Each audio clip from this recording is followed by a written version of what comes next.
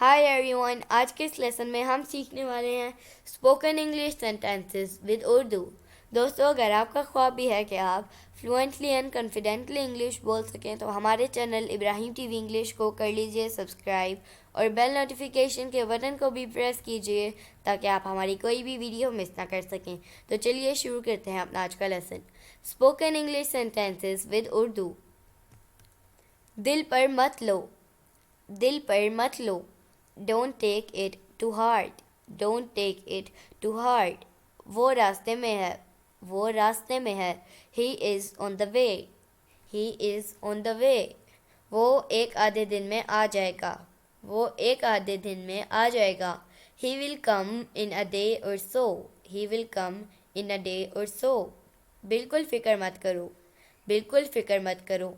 Don't worry at all. Don't worry at all. तुम्हारे दिल में कुछ तो है, तुम्हारे दिल में कुछ तो है।